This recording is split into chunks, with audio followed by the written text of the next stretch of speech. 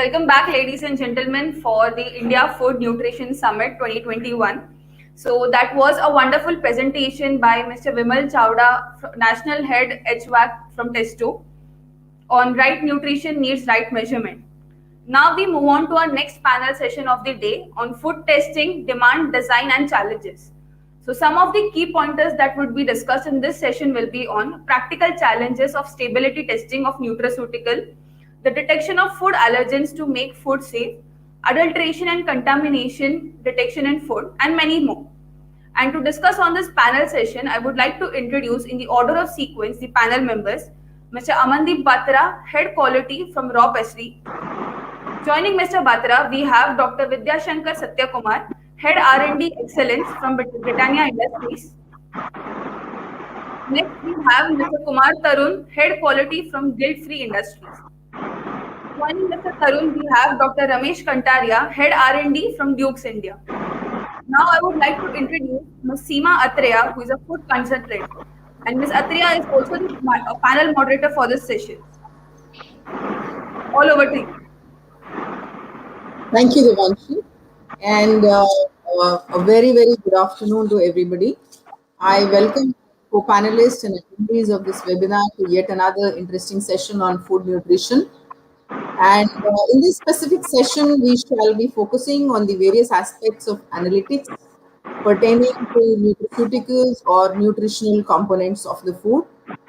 We all know that every component that goes into the food or the product that we are making need not only be safe microbiologically, but in case of nutraceuticals, it is important that the nutritional additive should also be free from any kind of further contaminant and should also be delivering what claim is made on the packet, on the nutrition. So with me are a few leaders from the industry who have been working specifically in this field and will be inviting them to share their knowledge on the same. So first of all, I would request Dr. Kantaria, who is currently Head R&D at Dukes India and looking after the domestic and international market. Dr. Kantaria has earned his PhD from UDCT Mumbai, a very prestigious institution, and has over 15 years of rich experience in R&D covering nutraceuticals. Bad time to talk about all these goodies right now, just after the lunch, and the mouth is watering. He is the man behind some of the launches that include Lipton Iced Tea, Magnum, Saffola Masala Oats, Saffola Oils, and many more in the Saffola family. So we would like to hear from you, Dr. Kantaria, from on the practical challenges of stability testing of nutraceuticals. Thank you, Seema. Thank you very much.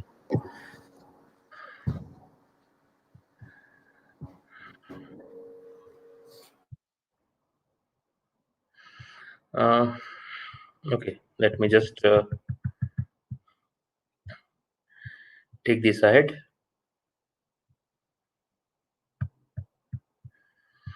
Okay. We all know why are we here today. We are here to discuss challenges in testing and analytical techniques in nutraceuticals. First of all, what is nutraceuticals? It is important to understand that what is nutraceuticals, because what we are talking about today is different aspect of the analytical methodologies of the nutraceuticals. So these are the products which are derived from food sources that are extracted to provide an extra health benefit in addition to the basic nutrition value found in foods. It includes micronutrients, dietary supplements, functional foods, polyphenols, terpenoids and all. And depending on the products, it may claim to prevent the chronic diseases, improve health, delay aging process, increase life expectancy, and support the body function. Now, let us understand why we need nutraceuticals. Today, there are increasing numbers of consumers concerned about healthcare costs and dissatisfied with the pharmaceutical agents in promoting health, which are turning to the nutraceuticals to improve their health and prevent chronic diseases. Now, healthcare provider recognize the fact that our heavily processed food supply coming from the crops grown with the chemical fertilizer, pesticides, herbicides, and often genetically modified seeds lacks sufficient nutrition necessary for optimum health, because we are living in a day living in an age wherein we need everything faster at the convenience, and we need to maybe sometimes compromise with the health and nutrition aspect. Nowadays people also believe in more prevention than the cure, and the people who have chronic diseases and have found there's no solution in allopathic medicine, we need to build our own immunity with the help of nutrition, and that nutrition we will definitely get it from the purest food. However, in the lack of availability of the purest food, and we consume a lot of processed food, I think nutraceuticals is required, because they give us the specific nutrition in terms of the required nutrition for our body. These are the categories of nutraceuticals, which are which is divided into major three parts. One is non-traditional nutraceuticals, which are fortified nutraceuticals, recombination of nutraceuticals. Then another is traditional nutraceuticals, which are like probiotic microorganisms, chemical constituents like nutrient, herbals, phytochemicals, prebiotics, then nutraceutical enzymes. And third comes to commercial nutraceuticals, which are like majorly dietary supplements, functional food, medicinal food, and pharmaceuticals. These are the analytical techniques which we use generally. Generally, when we use HPLC separation, or maybe when we do the glucosamine derivatization with the help of pre-column for UV or spectrophotometer, or otherwise sometimes post-column agents, which are glucosamine attached to visualizing agent post-column separation. Gas chromatography is very common. Capillary electrophoresis, which is highly efficient, fast speed, and which works in the small sample requirements and simple. But this cannot be used for the complex chemicals, or maybe complex nutraceuticals or complex clusters. It used for rapid analysis for biomolecules, and sometimes such as carbohydrates or amines, but it doesn't give the specific quantitative analysis of the nutraceutical particular component. Infrared spectroscopy is very, very common, but it just gives you the presence or the absence of the particular component, not the exact quantitative requirement. What is the challenges? There are many challenges in nutraceuticals characterization, because nutraceuticals are not a simple mixture, simple component. It's a complex mixture. Assessing the amount of a single compound or a class of constituent, it is currently not sufficient to assure safety and efficacy. Large variety of botanical and botanical derived ingredients are there, so the variation in ingredients characteristics will be there, and the possibility of finding different classes of constituents such as lipid, carbohydrate, terpenes, phenolics, alkaloids, or many other in this products, which indicates the need of multi-technique analytical procedures. There are many extensive analytical techniques like HPLC, HPLC UV, or maybe when we do the quantitative analysis for chromophore bearing constituents like polyphenols, or other detectors, when we use other detectors like RI detectors and all, it may be useful with poor or no UV absorption. Fluorescence detector, as we have discussed, it is used for like specific class of constituents like polysynidines and all. Gas chromatography, of course, with the MIS, with the FID and MS detectors will be there, but it is used for only volatile constituents. And recent years there is a development that people use ultra performance liquid chromatography, which has created the opportunity to improve the chromatographic peak resolution. But again, quantitative analysis may not be possible for this, because the nutraceuticals, as I discussed, it's a complex metric composition, so it is very difficult to do the particular analysis or particular characterization of the particular compound for the quantitative analysis. HPLC and UPLC coupled with the MS analysis may offer a good opportunity for the detailed analysis of nutraceutical compositions, and it is like emerging nowadays.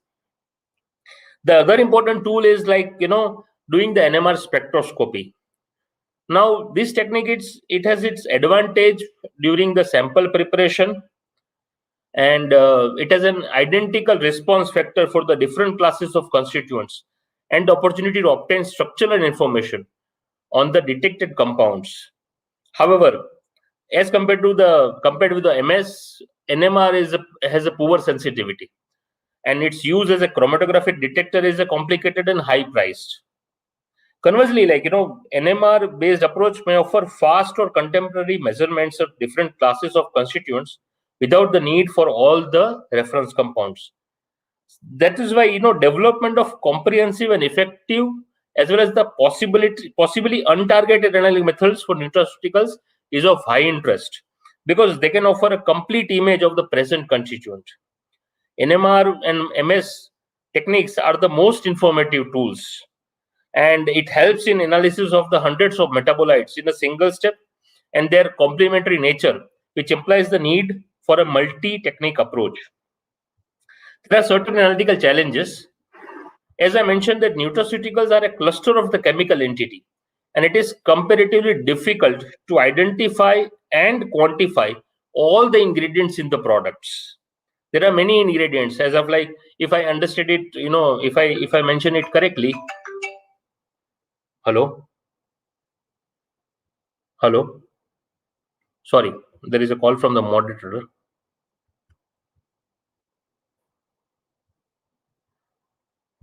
Simaji, is there any issue? I cannot. Yeah. Keep the time a little bit. Yeah. In Okay. check. Yeah. Okay. Yeah. Sorry. It has having a structural analysis of each entity in the formulation is difficult, and identification of isomers and providing the efficacy of an isomer, it is also very difficult. As an example, when we do the analysis of that particular compound, there are like 3 or 4 isomers. Now, which isomer which we need to identify, which we need to target, is very important. The further challenges in the trend targeted analysis. There is a limited number of targeted compounds, and the detection of untargeted compounds is not required. But when we do the analysis, we can get targeted as well as a non-targeted compound.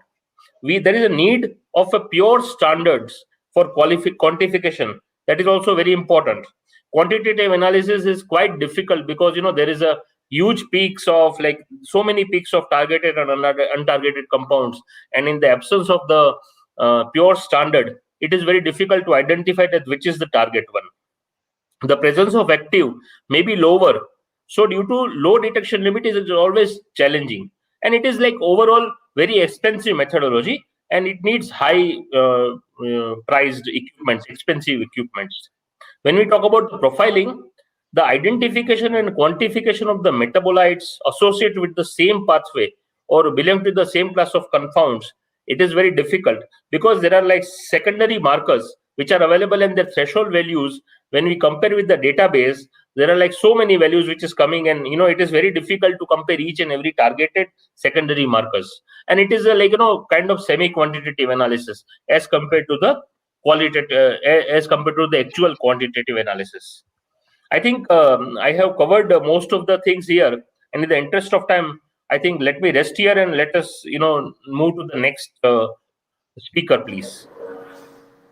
Thank you so much, Dr. Kantari, and I really feel guilty about cutting down on your time, but it was a fantastic presentation. And now I would like to invite Mr. Kumar Tarun, who's a food technologist with 17 years of experience in quality and food safety. He has worked with UB Group, PepsiCo, and ITC. He's currently working with Guilt Free Industries, which is part of RPSG Group. So, Tarun, why don't you throw some light on the detection of food allergens to make the food safe? Sure. How do you go about detecting it and processes involved? Yeah. This is one topic.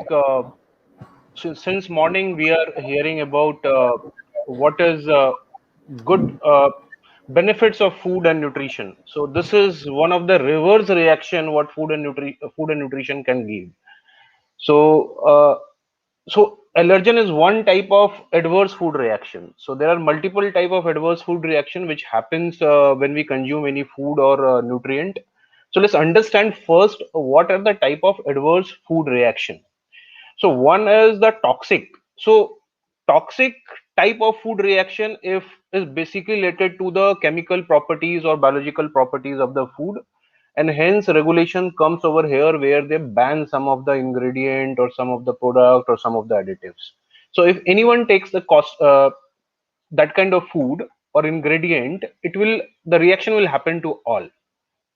Second type is the non-toxic food reaction. This is which is related to a specific individual. So specific individual respond to foods, not all. So in world, approximately 10% of kids and 5% of adults are mostly impacted by such non-toxic food reactions, and out of which there are two types. One is food allergy. So when we take food, our immune system react to it, and those are called food allergens. Second type is food intolerance, which is basically the non-immune type, enzymatic or pharmacology, and many are undefined, and yet research work is going on. So we will discuss the on the food allergy further. So food allergy, as I shared, is an adverse reaction of food. What happens when we take the food? The the body immune system mistakenly recognize the food as an invader. The same example which I can take with a virus which is coming to body, or a dust party. So the harbor in dust which comes to body, and body reacts to it. So how the body reacts to it is basically by making antigen, which produces basically histamine, and histamine when released to the body, body reacts. So different part of body reacts, basically eye, nose, throat, and different type of negative reaction or reverse reaction can happen. It starts with the hives, swelling, respiratory, sneezing, scuffing, vomiting, like diarrhea, dizziness. All this kind of adverse food reaction can happen due to food allergy. So now food, what is the responsible food ingredient for such kind of immunological impact on our body? So these are basically protein and protein derivatives. Some 99%, 0.2-0.3% are different food additives which leads to this, which are not either non-protein or non-protein derivatives. How to avoid? The biggest question, the allergy happens. What is the solution of this allergy? So in today's world, the science says that we have to avoid the food. If we have to avoid the food, someone has to read the label of the food. He should understand uh, what constituent of the food is making it allergic. So basically food label, and how to treat the reaction. So antihistamines which are available to treat the reaction. Immunotherapy is a developing technique to take care of such kind of food allergy treatment for a longer time, which is under development. So let's understand now what are the allergens. So there are thousands of allergens which are having been said as a negative or reverse adverse food reactions. So out of which, in the Pareto concept, Codex has identified big eight which are responsible for 90% of food allergen reactions. So these eights are basically cereals, crustacean, egg and egg product, fish and product, peanut, soya bean and product of peanut and soya bean, milk product, tree nut chest, sulfite. So as I said, sulfite is one of the other ingredient which is neither protein nor protein derivative, which is part of it. So what are, so sometimes we understand egg albumin reacts to this, or which kind of protein which where body reacts. So these are the different proteins. For example, in milk there are beta lactoglobulin, alpha lactalbumin, casein fraction. So different kind of proteins are there which to which our body reacts. So how to in the food manufacturing facility, how to ensure that the product which is going to market, we actually label it correctly, or we control the we control the allergens in the food products. So let's understand on this. So basic important thing is that on the recipe side, so whatever recipe has been made, the whatever allergens are there in the recipe should be labeled basically on big eight. Basically India is still developing on to identify which allergen is the most prevalent kind of allergens in this country. There are multiple, so there are multiple allergens which may come up slowly in country, and that can that will change in the priority list. So in control of allergen, it starts with material handling, raw material handling, storage, transportation, cleaning, equipment, tool. In India, we are having small. Every factory is having common line to produce many products. So the protein and protein derivative from changeover will go from one product to another product through machines. So it is important to ensure that we take care of all these aspects, whether it is product development and design, the critical control in the manufacturing, incoming good, storage, processing, packaging, right, training people, and most importantly, cleaning verification. So if we know that allergen is present in my raw material, allergen is present my in process, allergen is coming through cross contamination, or I am doing the cleaning validation or verification for allergen, it is very important to identify this so that we can label. Now sometime in industry, people think that the cleaning, if we do in proper cleaning, it means we are cleaning as per the allergen. So basically, proper cleaning and sanitation, which has been done in industry, whether it is CIP or COP, does the We wrap ba- up in a minute so that we can have so sufficient basic time. cleaning on sure, Seema. So basic cleaning on microbiological cleaning. So allergen cleaning is a different type of cleaning. So microbiological cleaning, ATP swabs are being used. On allergen cleaning is a different kind of cleaning. It's a special cleaning because the target molecule is protein, which is of a smaller size, which is normally thermal stable. So it all depends on what kind of food matrix which has been used. Are we trying to do qualitative, quantitative? What is the threshold in which we are doing? What kind of methods which we are using? So these are protein or protein derivative. Which kind of protein derivative? So it all depends. So there are many methods which is there, which is largely classified into molecular biology and immunological thing. So in the immunological based assay, ELISA is the number one. So ELISA has been used. So if you say this is basically antigen. So in the corona also there are two kind of tests which has been done, antigen and RT-PCR. So this is the same way ELISA in the food industry has been done to identify the allergen. Second, immunological based assay is the lateral flow immune system, where one side the fluid product has been put, and it will show either as a sign or signal or the color change related to that kind of antigen. So ELISA method is actually will not work out when there is an protein will change the structure, like hydrolyzed vegetable protein, xanthan gum, lecithin. So for those things, PCR methods are there. So like in corona also we say that PCR method results are more authentic because it identifies the DNA, not for the protein, right? The other methods which are developing like mass spectroscopy and Now, I need biosensors to wrap in up on future. this point because we have several other points to be discussed further. Thanks, Seema. Due to the interest of time, I'm wrapping here. Yeah, so we'll continue. We'll come back to you and take your views on few more other points later on. And the same point, I think the US FDA has identified another allergen for their population latest. I think it was just 2 weeks back in the news that they're trying to add CNA to the allergen molecule, allergen, known allergen ingredients. So, on the same note, I would like to invite now Mr. Amandeep Batra to share his views on the reduction of allergens, also other adulterants and contaminants that are detected in foods and how to go about it. So, Mr. Amandeep Batra is a seasoned quality and food safety professional with about 18 years of experience in various organizations like PepsiCo and GSK. He's currently doing the food quality safety function and regulatory at Raw Pressery. And let's hear from him. Ramandeep Batra. Yeah, thanks. Good afternoon, everyone. So I'll be sharing some thoughts as shared by Seema. So just give.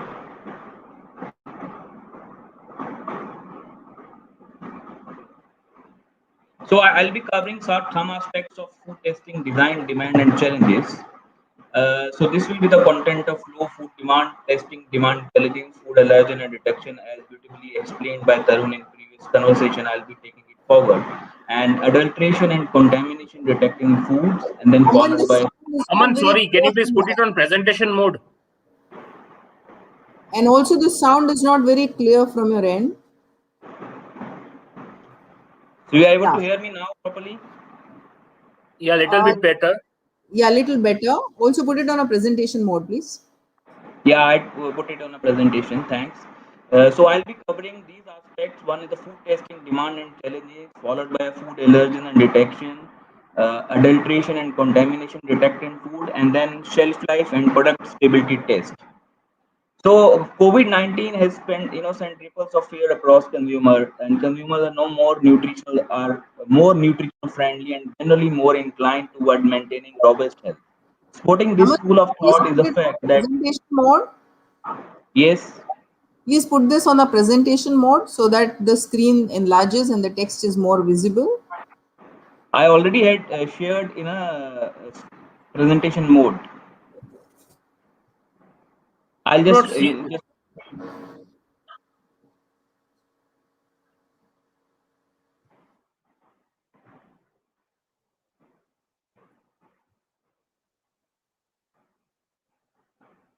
so it's better now. So I had already restarted in a presentation mode. So you're able to see now. Need to share the screen again, Aman. Yeah. Please share the screen and then put it on a presentation mode.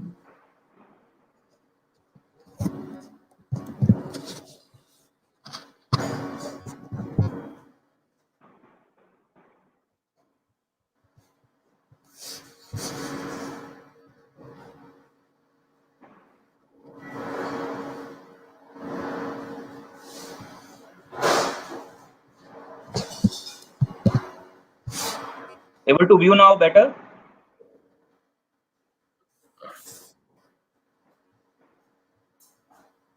Team, are you able to view it better now? The presentation is not coming on. You need to open the presentation. We can't see the presentation. We can only see the listing there.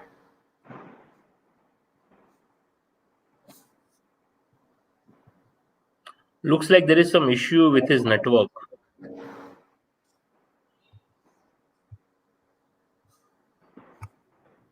Aman, I when think the network comes on, you can go on, verbally, and if the network catches on, then we can certainly see your presentation. sure. Thanks. So Thank you. as discussing COVID-19 has set ripples of fear across. Consumers are no more now more nutritional friendly, are generally more inclined toward maintaining robust health. Supporting this school of thought is the fact that food products are also judged based on a nutritional content. Ensuring that safety standards are upheld in the industry is crucial to maintain the high level of trust that consumers have in food manufacturers presently. This includes making sure that food is safe to eat and drink. Hence, food testing is one of the vital programs to ensure continual compliance as per product design. So these are few of the thoughts on factors leading to demand in food testing, validation and verification compliance programs of food products, ethical responsibility of FBOs to ensure compliance, optimum level of stringency in regulatory landscape, increase in global outbreak of foodborne illness, the rise of health consciousness among consumers, and the current impact and forecast aftermath of the COVID-19 pandemic. So these are the some thoughts on the food testing challenges, like lack of adoption of technological advancement in the testing industry, unpredictable consumer patterns, complexity in testing techniques, disrupted supply chains, and need of further strengthening and harmonizing food safety systems. So now I'll be covering food safety compliance through allergen management and detection. So where I'll be covering predictable and unpredictable food reactions, food allergy and effects, and also allergen cleaning and detection. So if we see predictable reactions to food can occur in anyone who eats enough of the food. So it can be a food poisoning through toxic heavy metals or a microbiological contamination like salmonella. But there are some unpredictable reactions to the food which occur in some susceptible people, which is it can be a aversion or a food hypersensitivity. If we talk about aversion, which is more of a psychological intolerance based upon dislike, which can be a metabolic defect like intolerance to gluten or other abnormality like lactose intolerance. But there is another set of people who are food hypersensitivity, which are non-psychological reaction to food, which is known as food allergy, which is more of an immune reaction, in the body because of food being consumed. So sign and symptom of food allergy being hives, itching, swelling, lip, face, tongue or throat, or of wheezing, nasal congestion or vomiting. So these are some of the signs and symptoms of food allergy. So some of the food allergy facts, like what is food allergen? So it is protein. It is the protein is the causative agent in the food allergy. It can produce adverse reaction in sensitive individuals, sometimes fatal, when ingested or eaten, not usually destroyed by heating or processing. No proteins, no adverse reaction. But as rightly pointed by Tarun, so various countries have various norms across and various identified allergens. But there are most of the are protein derivatives. So no protein, no adverse reaction is one of the facts. Another being food allergy facts is, however, around 1% of adults and 2 to 2.5% of the children worldwide having a true food allergy. Food adult allergy in children is most common up to 3-year-old. So as we were hearing previously also, as every country has a different regulation, but big 8 allergens like egg, milk, fish, wheat, shellfish of all species, tree nut, peanut, and soya are the big 8 allergens. And sesame was declared recently by United States of America on 23rd of April 21 as one of the 9th allergen. However, the impact is being analyzed by different countries and their supply chains. So the best therapy consists of strict elimination of offending food from the diet. So that is one of the best tool as a management of food allergy. So the application of due diligence by food manufacturer like processed food industry is one of the key aspects, in the use of allergen as ingredient one. Second, in the warning of the presence or potential presence of such allergens in food, and also preventing cross contamination of the products with allergen present in other food or the environment. So this is leading to a allergen management program, and detection is one of the key techniques to identify and ensure compliance to allergen management program. So there are the various strategies of allergen cleaning and detection. So if you see allergen cleaning, I can either be done by a dry cleaning or a wet cleaning or a product purge, wet or dry. So it can be a combination of both. However, the allergen detection or testing, there are a couple of validated and world-renowned methods like ELISA, one of the key method for allergen detection, and also instant allergen-specific kits are available, which are based on the principle of lateral flow, which are very very important. So apart from that, if we see visual cleaning and ATP swab, so visual cleaning is very very important aspect of allergen cleaning. So there is a clear difference being observed either in a visual cleaning standard or a allergen cleaning standard. So it's very very important to ensure that there are standards being implemented at the manufacturing site and a forward supply chain to ensure these allergen cleaning traces are being cleaned properly and being validated by a ATP swab on a hygiene indicator. So these were some of my thoughts on allergen compliances. So I'll be sharing some thoughts on product safety compliances through which is basically adulteration and contamination detection in food. If we see food may be accidentally or deliberately contaminated by microbiological, chemical, or physical hazards. Contamination and adulteration in food not only reduces its nutritional quality but may impact product safety also, which may be in turn affect the health of the consumers adversely. Timely and proper detection of adulteration and contamination in food is an essential requirement of food safety controls. Risk-based approach and risk-based model is one of the key strategies while eliminating adulteration and contamination risk to the food product. So So there are various. with that, we'll have to kind of, cut you short. We still have at least two more topics to cover, and we have another very esteemed speaker left out in the group yet. So Yeah, we so will I'll get back to you if the time permits. but I think you have covered it very well. And the instant method, I think most of the people who are utilizing for checking the residue of any of the um allergens is the only swab test that is there. But there are some latest studies that also indicate that the triphosphates actually break down into di and monophosphates. So I wonder how many of those test kits are also able to kind of detect those mono and diphosphates from the the residual surfaces. So that's also a big question. And I think that question can be very well answered by our next speaker, who is also a very, very knowledgeable biochemist and also from one of India's premier institutes, that is CFTRI. So we have now Dr. Vidya Shankar, who holds a master's and PhD both in biochemistry, and he has worked previously with Himalaya Drug House, Marico Industries, and is currently the research excellence and capacity building with Britannia Industries.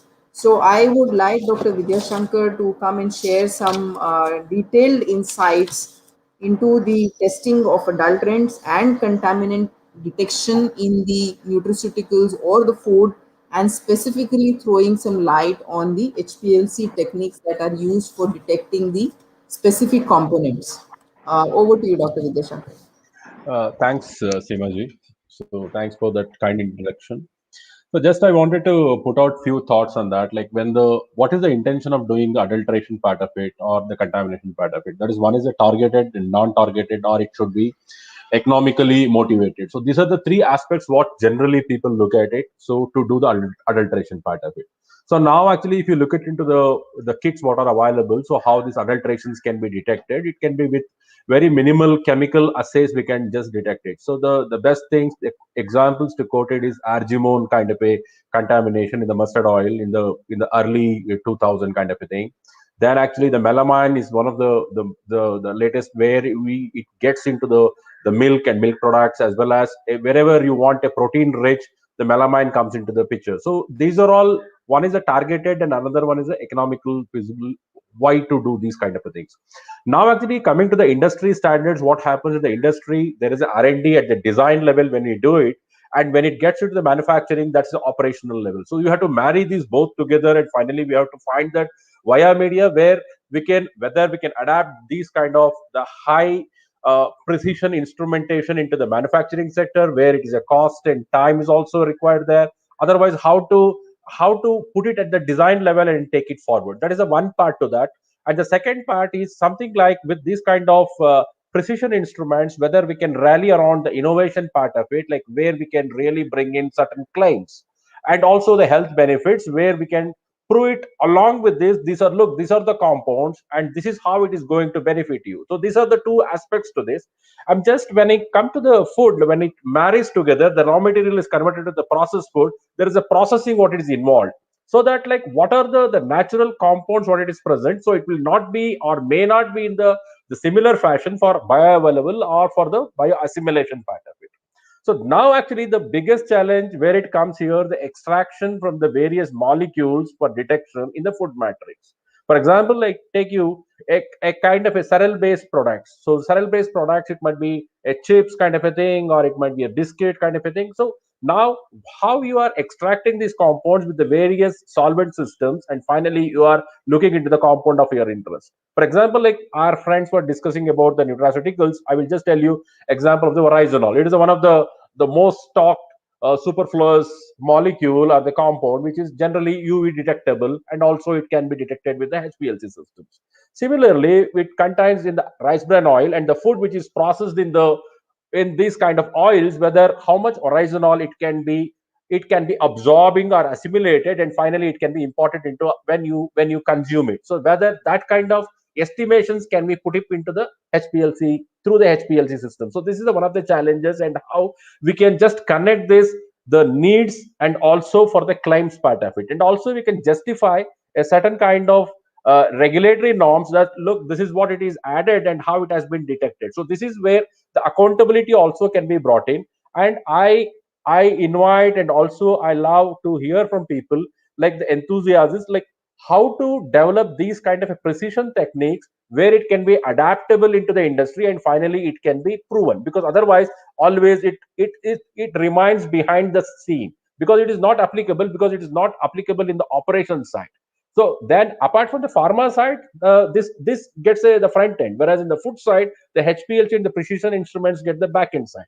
So getting into the technical sides, yes, there are a certain column, there are the certain sugars, we can look at into that, the lipid structures, if you can look into that, the triglyceride fingerprints will give you the fantastic separations in the HPLC columns. Even for the reducing sugar, non-reducing sugars, you can do that part.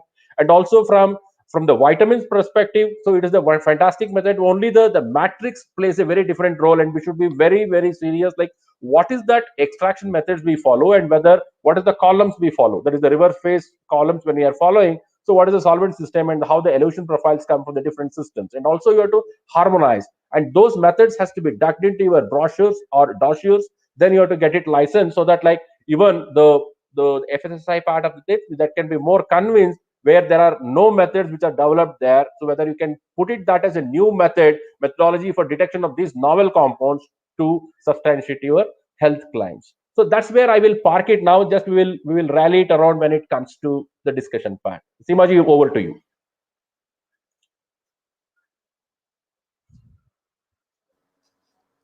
So that was a very interesting session and a lot of good information, Dr. Vidyashankar. Tarun, would you like to take up a little bit on how do we go about on shelf life and product stability testing of products before we release them into the market, specifically into nutraceuticals? Yeah, sure. So basically, this is one of the most important part in terms of nutraceutical or food which is concerned. I will share a small presentation on this.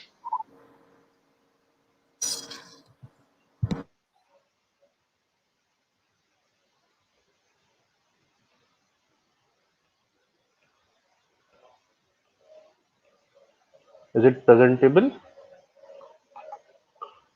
Seema, is it presentable?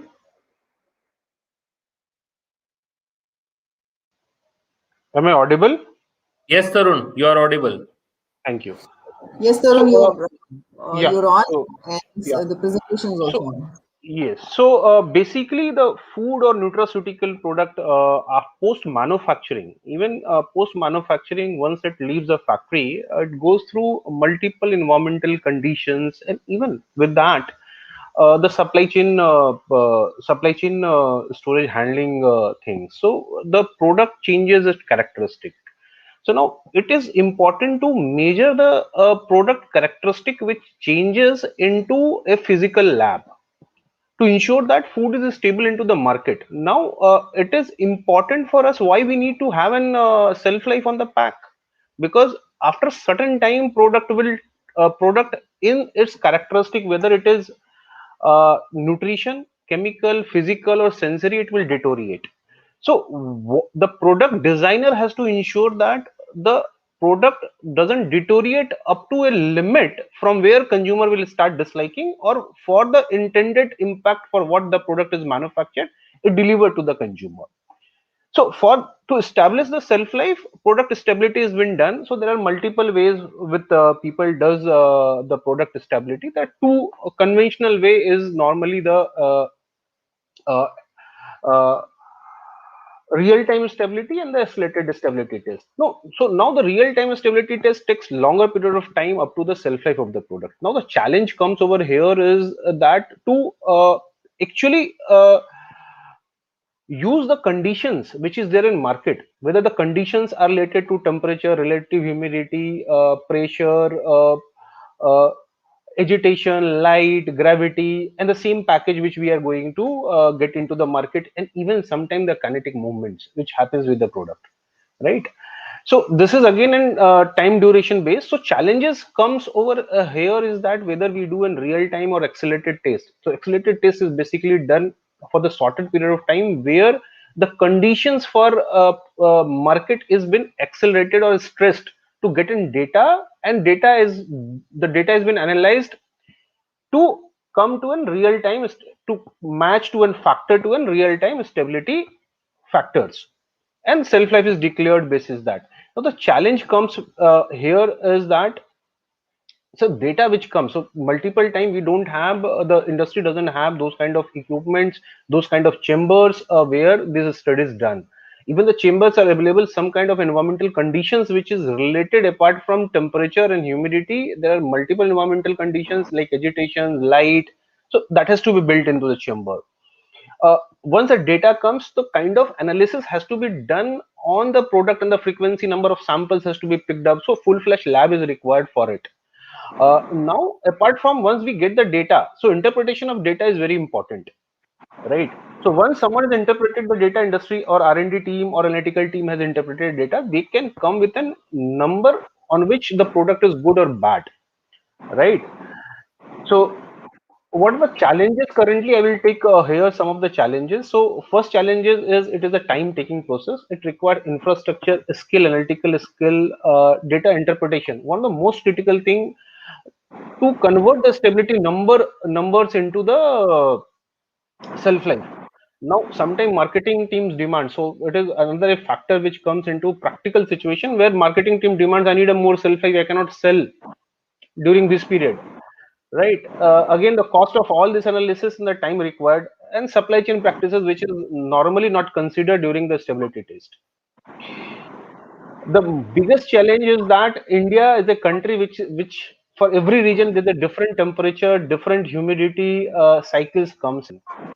And again, the packaging is one of the part where normally in industry, when the product is designed or launched, the packaging characteristic, whether it is WTR, OTR, or top load or whatsoever, deteriorates slowly over period of time. So people doesn't do this combination of test while they do such changes in the packaging also in the market. So over Seema from my side.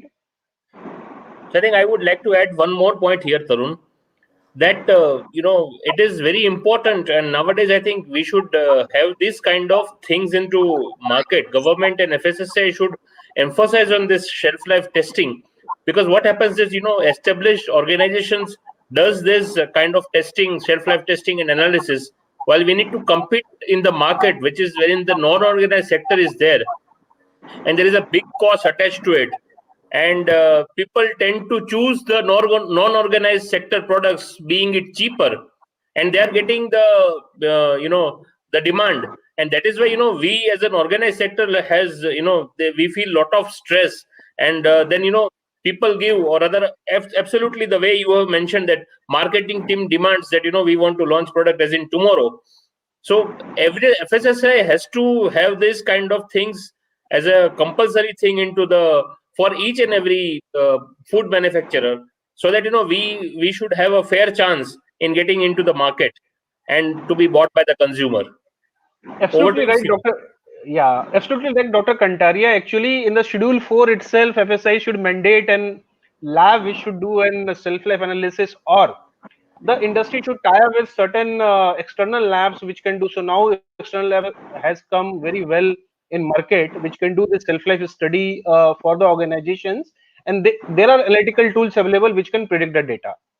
Yeah, but I think Vidya can add into this that Vidya, it is very expensive test.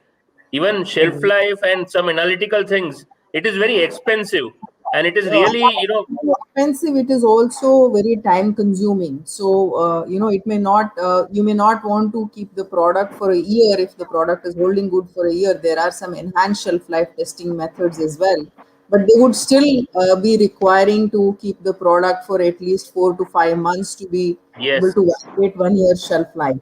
So I think Aman would also like to share his views on this product stability testing. Aman, we have a few minutes before we come to an end of this session, and post that we can take a few questions. So in case you have some thoughts, then we can also hear from you, and then after you do it, after you quickly wrap up, we can also hear some views from Dr. Vidya. Sure.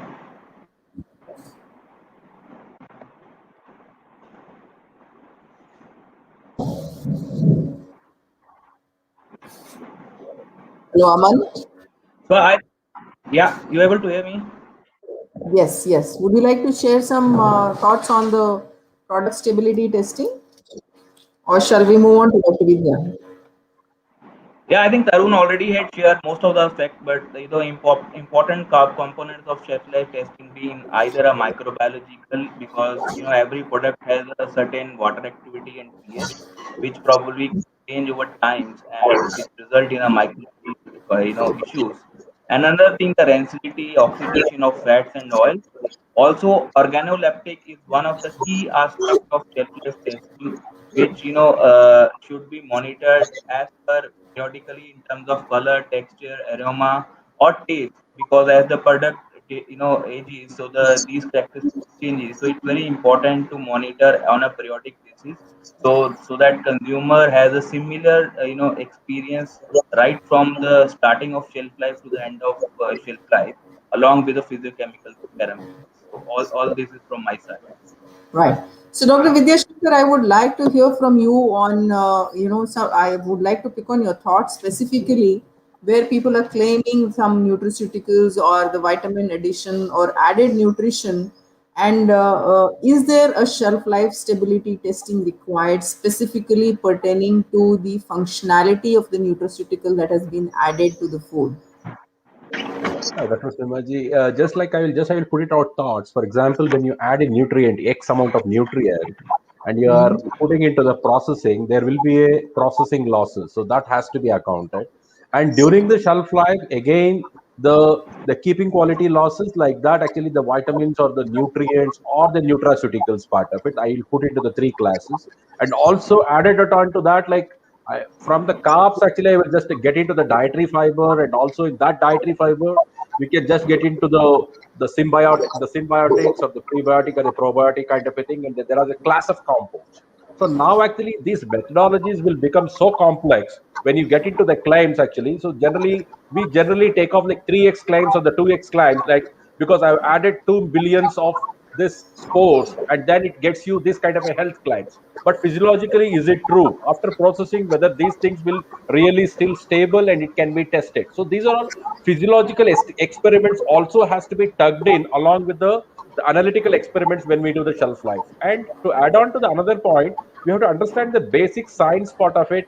When we are doing the shelf life, we have to look into the degradation pattern of these nutrients, and also we should look into the generally the sorption isotherms. So generally, what is the failure point of the products along with the equations like Arrhenius equation, whether it follows the first order kinetics or the second order kinetics of the reactions, and also the from the PD analysis, that is a descriptive analysis, we have to marry these both analytical values with the sensorial values along with the packaging factor. So today what is happening, generally we do the increased stability, so that like 2x is the general factor, we take it out. But some packaging might be designed in such a manner it may give 3x or 3.5x, so that like whenever you're doing the shelf life testing in the accelerated conditions, like for example like 45 days, the 45 days might be into 3, so that means actually the resultant numbers will be easily predicted actually. So those are the methods technically we should dwell in, and also we have to harp on to the science and reasoning. So that is a huge area for the food technologists and the developers, and also the analytical chemists and the testing spaces, where we can really leverage and also bring in this high precision estimations for vitamins, especially for your question what you have raised, the nutraceutical degradation patterns. The HPLC systems might be the one of the best ways to just follow up like what is the degradation patterns and the nutrient losses. So very interesting, specifically given that there is a regulation that came last year into existence, was that the claim should be validated. What you're claiming on the label has to be validated, right? So I think that we come to an end of this session, and we can take a few questions before we wrap it up. I think there was one question from the viewers. uh, there's a question, and this it says that is qualitative analysis of allergens except sulfite is sufficient for verification of cleaning? So I think this question is open. Anybody, any of the panelists could pick up this question. Arun? Yeah, definitely. See, for allergen, there are two methods, as I said you. One is the RT-PCR. So basically, what we want to do, normal protein or protein derivative.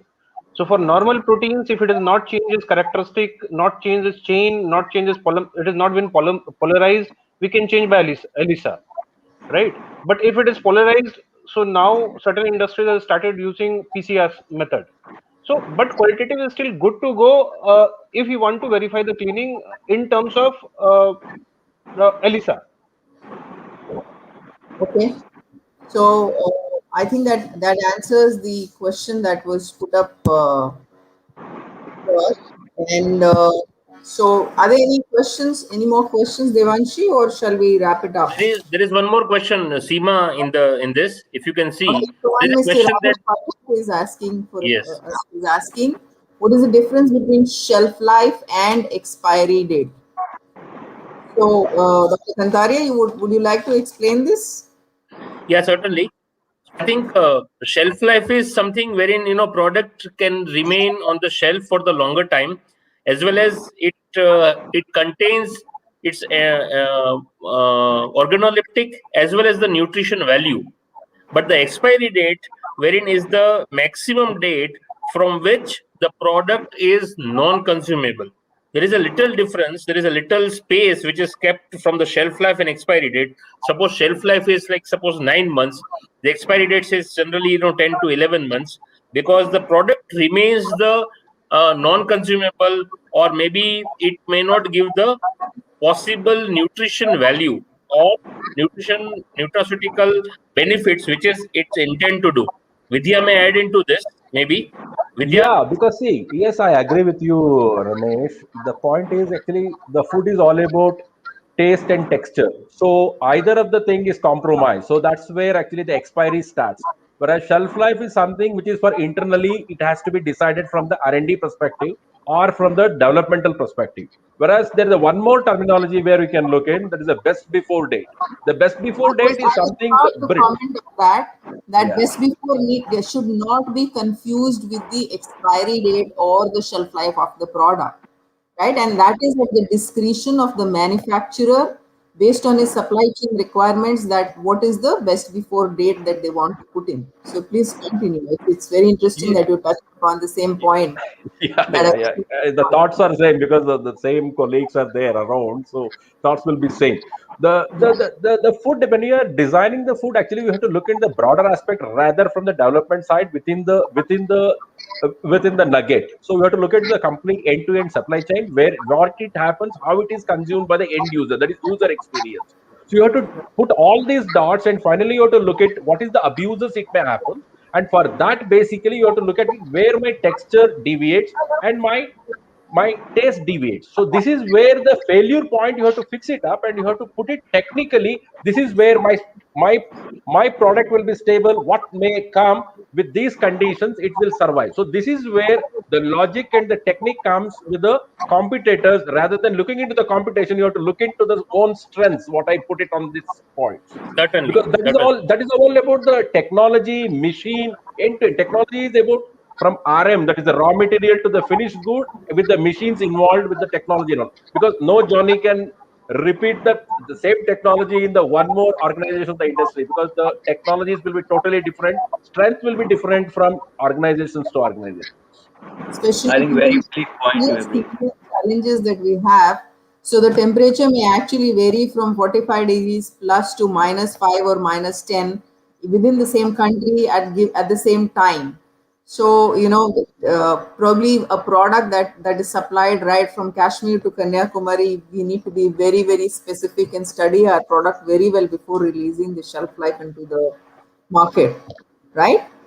So Certainly. Exactly.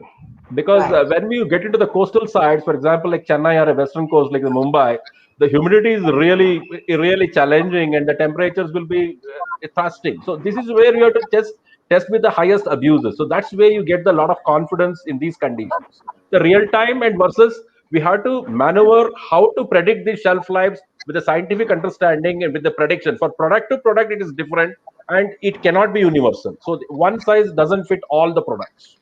Exactly.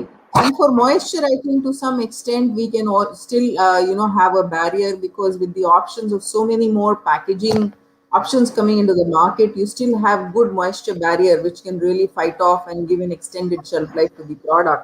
but temperature really plays a havoc because very difficult to control that. I think with that, I would like to thank all of my esteemed speakers who have really given very valuable inputs and participated so well in the panel. And I would also like to thank the Cinex Group for hosting this wonderful webinar. Thank you. Thank you, everyone. Thank you. Thank you. Thanks Thank everyone, you. and thanks, Seema. Thanks. Thank you so much to Thank you, all the Seema ji. panelists for joining in and giving us your wonderful insights. And there were some wonderful presentations as well. And also a special thanks to Ms. Atreya for wonderfully moderating this panel session. Thank you so much for giving us your time, and we Thank you. look forward to have you in our next annual. Thank you, Thank you Devan. so much. Bye-bye. Thank you.